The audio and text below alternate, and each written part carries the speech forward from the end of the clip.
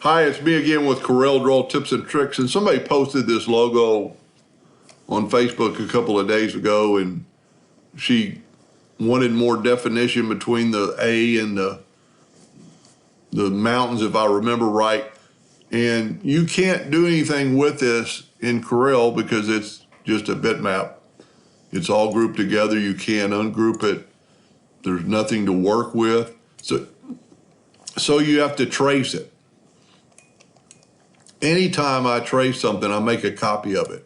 And first of all, I made your logo really, really little. This is how it came to me. The smaller it is, the less Corel has to work, as far as I understand and have found out. So we're going to go to bitmap and resample. It's already at 300 DPIs because I've shrunk it. We're going to go to bitmap and convert it to a grayscale. We're going to go to trace bitmap. Yours should be underneath outline trace, clip art. And in that short of time, it traced it. Now, Corel does not do very good with text. If you know the text, you'll be way ahead. If you don't, you can really duplicate this pretty easily. This text is pretty close. So I might have to make 2 or 3 videos on this totally because I did not put in this shadow, and I don't know if they're engraving this or what they're doing. And you can see it didn't mess with the text a little bit, and this is terrible. So just type it out. And all I did was find a text that's close. I'm just gonna use this one for instance. This is Times New Roman. I made it yellow by left clicking, and then I can set it right on top to kind of see if I'm in the right position. And you can see I'm pretty close. Let's move this over. Couple letters could be moved. We're gonna move the next one. I'm gonna left click yellow just so I can put it on top of it and just kind of see what it looks like. And I've already played with this, so I can't really show you how I did that, but you can, let's minutely move it over, 0.01. Let's minutely move it over. And you can see it's pretty close, but if some of the letters aren't close, you can always use your shape tool and grab the nodes like that. O might be not close enough, so you move the O over.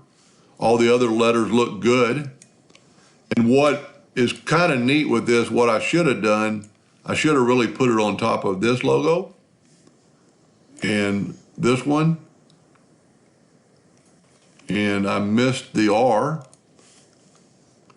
I'm going to make it yellow, and I'm going to put it on top. And what this does, by putting on the logo that's not broken apart, see, you can see I can maybe move this R over a little bit. And it's not the exact font, but that looks pretty good. What I was saying, because this is not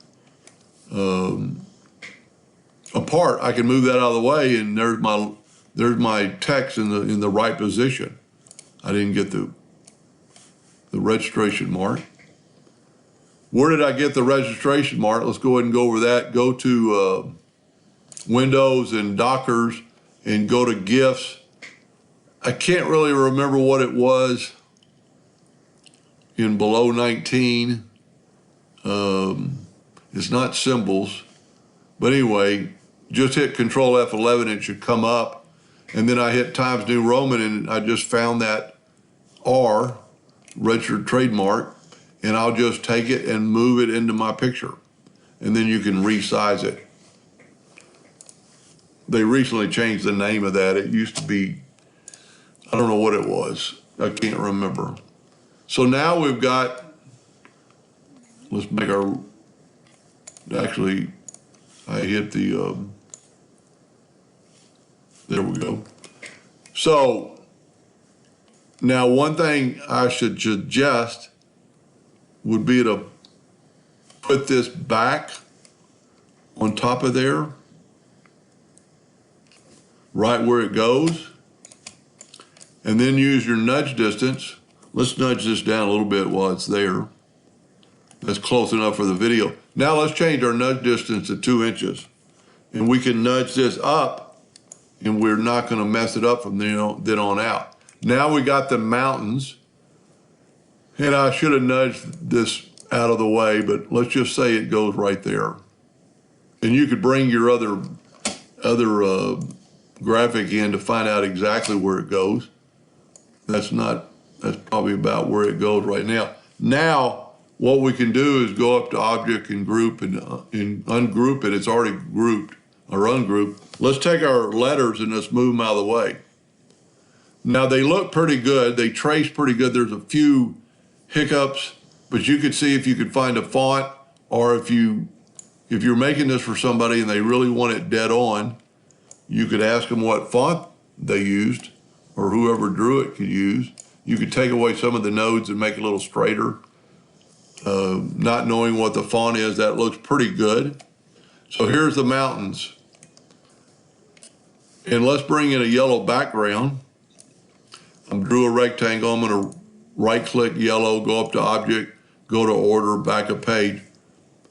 And you've got a light gray, blacks, and it's pretty good shape. There's a couple of spots maybe down here that could be corrected, but just take your shape tool and maybe move that node up and move this node up, and then use this handle to kind of get it back to flat.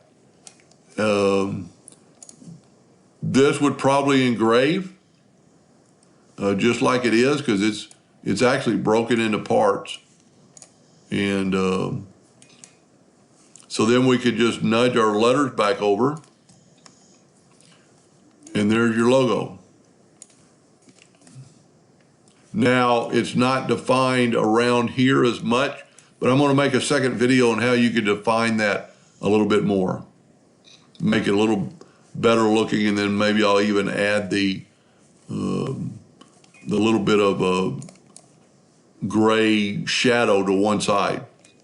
Anyway, I hope that helped a little bit. Thank you for watching.